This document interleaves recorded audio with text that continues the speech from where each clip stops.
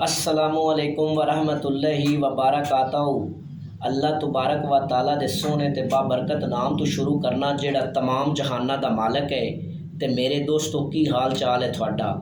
मैं उम्मीद करना कि तुसी मेरे सारे भाई मेरे दोस्त ठीक होवोगे ते अल्लाह तबारक व ताला थोड़े ते हज़ारा नेमतां ते बरकतां दा नज़ूल अता फरमाए।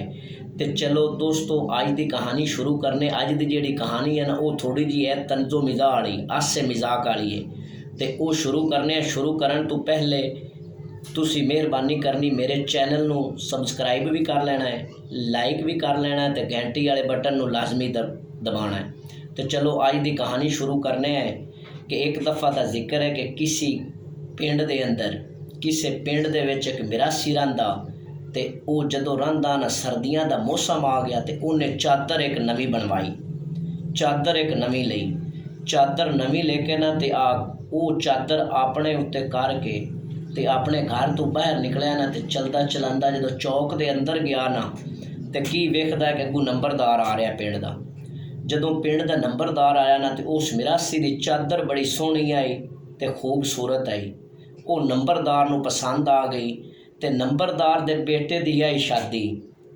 ते नंबरदार उस मिरासी नूं कहंदा है कि ए मिरासी आ जिहड़ी चादर है ना ये तेरी बड़ी सोहनी है, बड़ी खूबसूरत है, ते क्यों ना मेरे बेटे दी परसों शादी है तो ये 2 दिन सानू उधारी दे, शादी तो बाद वापस ले ले। वो मिरासी बेचारा गरीब होंदा आंदा ठीक है नंबरदारा चादर ले ला। मिरासी चादर जिहड़ी वो नंबरदार नूं दे छड़दा है। नंबरदार चादर लेके घर चला जाता है। 2 दिन गुजरते हैं तो उनके बेटे की बरात होंदी है, शादी होंदी, बरात की तैयारी होंदी है। जदों उनके बेटे नूं लाड़ा बनाया जाता है उस तो बाद उन्होंने चादर करवा दी जाती है। तो जिहड़ी बरात है ना वो निकलती है उस पिंड तो किधरे दूर जानी होंदी दूसरे पिंड। बरात निकलती जदों पिंड तो ना काफ़ी दूर निकल जाती ना बरात, अगों एक रस्ते च बंदा आ रहा होंदा है।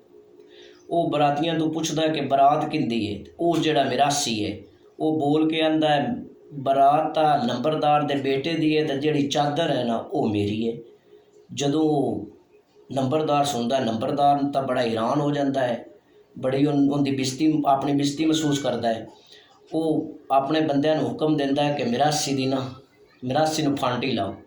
वो जिहड़े उनके करिंदे सन वो मिरासी नूं मारदे कुटदे ने ते मार कुट के ते छड़ देंदे ने ते बरात फिर अगे शुरू हो जाती।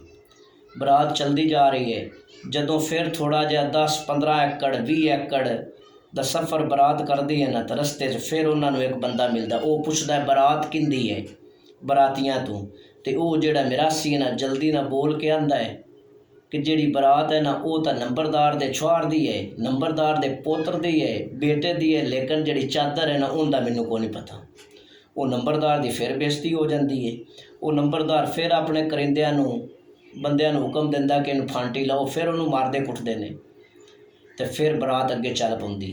जदों फिर बरात काफ़ी दूर उत्थों चली जाती है ना, काफ़ी सफ़र कर जाती है तो अगों रस्ते दे विच एक बंदा फिर मिलता है बरात वालिਆਂ ਨੂੰ ते वो बरातियां तो पुछदा है कि ये बरात किंदी है।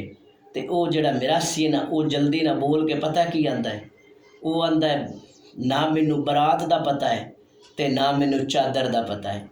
तो फिर होंदा की है फिर उन्होंने एक फांटी लगती है। तो दोस्तों अज की कहानी साडी इतनी है। तो अल्लाह तबारक व ताला सारे दोस्तां मेरे भाइयों को खुशो खुरम रखे। अल्लाह निगहबान।